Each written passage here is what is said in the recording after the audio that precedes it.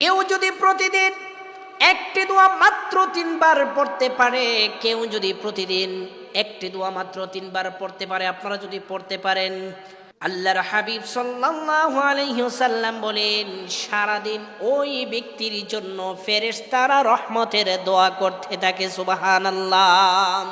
ওই দিন যদি ওই ব্যক্তি দুনিয়া ছেড়ে ইন্তেকাল হয়ে যায়, ওই দিন যদি মানুষটা মারা যায়, আল্লাহর হাবিব সাল্লাল্লাহু আলাইহি সাল্লাম বলেন তাকে আমার আল্লাহ রাব্বুল আলামিন শহীদি মর্যাদা দান করেন।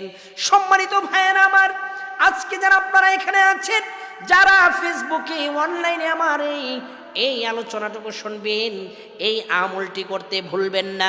আপনি মাত্র 3 বার পড়বেন, ইয়া হাইয়ু ইয়া কাইয়ুম বিরহমাতিকা আস্তাগীস, ইয়া হাইয়ু ইয়া কাইয়ুম বিরহমাতিকা আস্তাগীস। আপনি যদি এই আমলটুকু করেন, আরো ফজিলত হলো, আপনার যত সমস্যা আছে, আপনার যত বিপদ আপদ আছে, আল্লাহ তাআলা দূর করে দিবে।